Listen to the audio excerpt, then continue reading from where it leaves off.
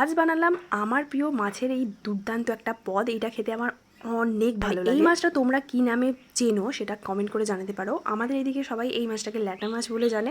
দেখো, রুই কাতলা এইসব মাছ তো সবসময় খেয়ে থাকি, কিন্তু এই মাছগুলো না সবসময় পাওয়া যায় না। আমার আবার এই ধরনের মাছ খেতে অনেক বেশি ভালো লাগে। তো আজকে এই মাছটা দিয়ে খুবই সিম্পল একটা রেসিপি বানাবো, মানে টাইম তো একদমই লাগবে না, আর খেতে দুর্দান্ত টেস্টি হবে। তো দেখতেই পাচ্ছ, মাছগুলোকে প্রথমে আমি ধুয়ে নিয়েছি, তারপরে তার মধ্যে অ্যাড করে দিলাম হলুদ গুঁড়ো, নুন, তারপর দিয়ে দিচ্ছি লঙ্কা গুঁড়ো, জিরে গুঁড়ো, কুচনো পেঁয়াজ, টমেটো কুচি আর কাঁচা লঙ্কা। মাছের এই রেসিপিটা একটু ঝাল ঝাল হলে বেশি ভালো লাগে, তাই বেশি করে লঙ্কা দিয়ে দিয়েছি। এরপর বেশি করে তেল অ্যাড করে দেবো, আর হাতে করে সুন্দর করে সব কিছু দিয়ে মাছটাকে মাখিয়ে নেবো। আর তারপরে আমি দুটো এখানে শুকনো লঙ্কা কিন্তু অ্যাড করে দিয়েছি, আর সামান্য পরিমাণ জল দিয়ে দেবো। তারপর এটাকে ঢাকনা দিয়ে ঢেকে দেবো, আর কিছুক্ষণ ওয়েট করবো যতক্ষণ না জলটা পুরো একদম শুকনো শুকনো হয়ে যাচ্ছে। তো তারপরে দেখো, ঢাকনা খুলে দিয়েছি। এই মাছটা দিয়ে গরম গরম ভাত খেতে কিন্তু দারুণ লাগবে। ভালো লাগলে লাইক করে দিও।